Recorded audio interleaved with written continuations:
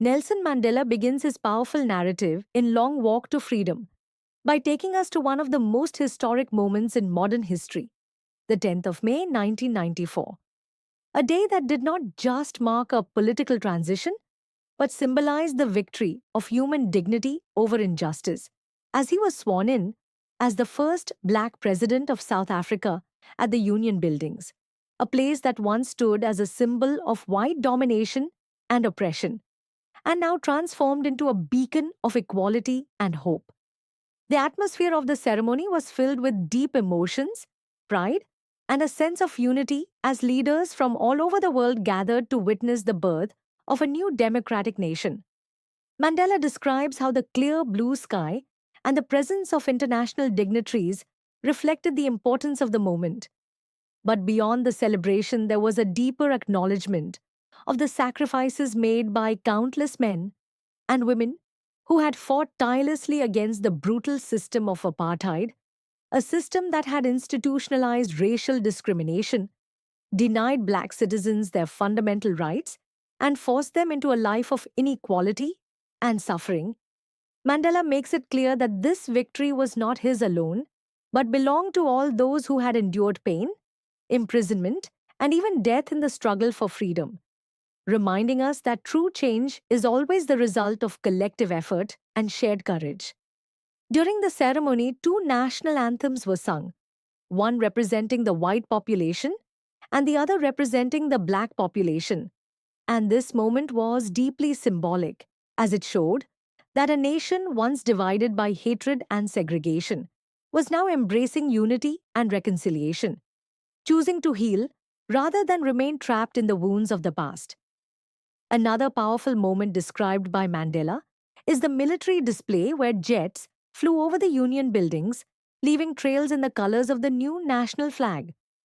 What made this moment extraordinary was the fact that these same forces had once been instruments of oppression, enforcing apartheid laws, and now they were saluting a democratic government, illustrating that transformation is always possible, that even the most rigid systems can change when guided by the will of the people and the strength of leadership.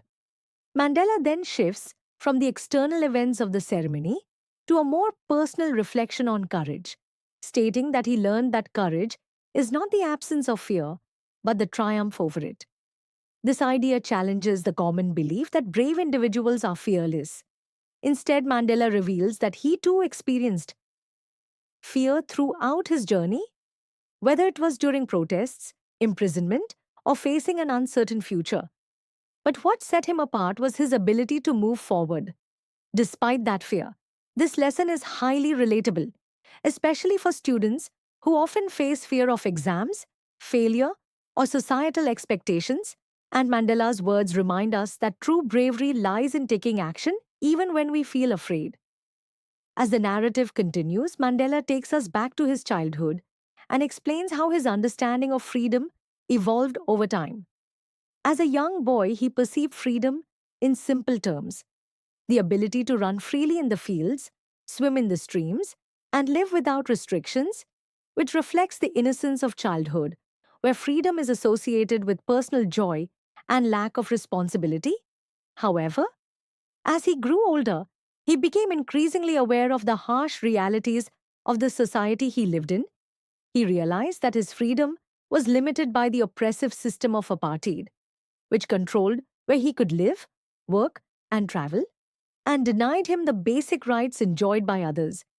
This realization marked a turning point in his life, as he began to understand that true freedom is not just about individual liberty, but about equality and justice for all. Mandela introduces a profound idea that both the oppressed and the oppressor are trapped.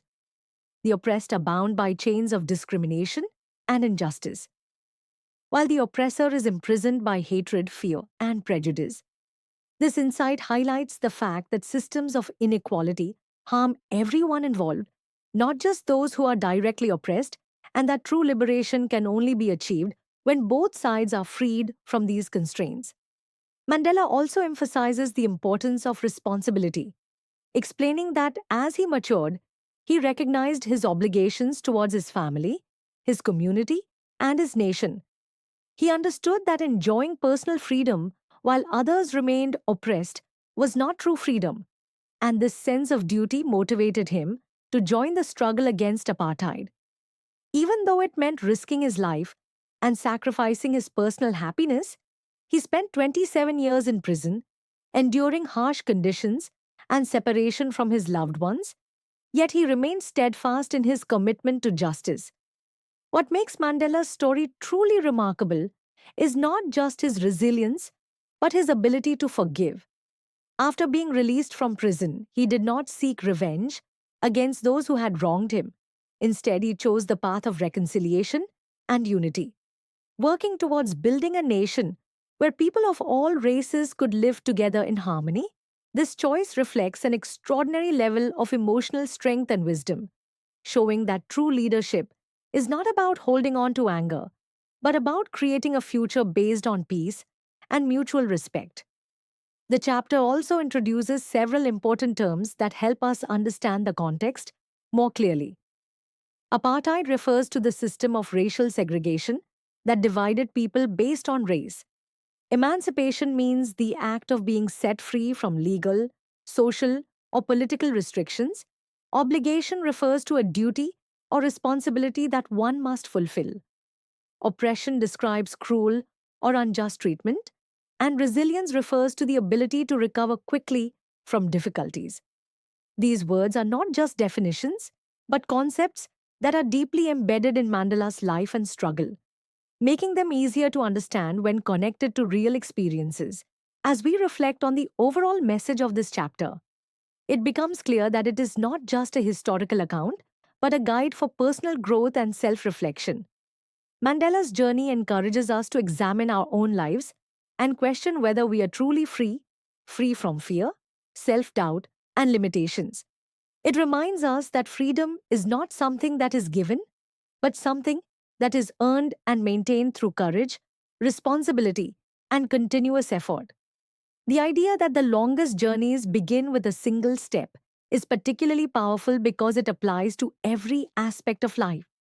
Whether it is achieving academic success, pursuing a career, or overcoming personal challenges, every achievement starts with the decision to try. Mandela's life serves as a reminder that no matter how difficult the path may seem, perseverance and determination can lead to meaningful change. It also teaches us the importance of empathy and understanding, encouraging us to look beyond our own experiences and consider the struggles of others, fostering a sense of compassion and unity. Ultimately, this chapter is not just about Nelson Mandela or South Africa. It is about the universal human quest for freedom, dignity, and purpose. It inspires us to take responsibility for our actions, to face our fears with courage, and to contribute positively to the world around us. And as you think about your own long walk to freedom, remember that it may not involve fighting against a political system, but it could mean overcoming your fears, breaking free from self doubt, and striving to become the best version of yourself. If this detailed explanation helped you understand the chapter and its deeper meaning, then make sure to like this video, subscribe to the Universal Academy, and share your thoughts in the comments about what freedom truly means to you, because your perspective might inspire someone else to begin their own journey toward a better and more meaningful life.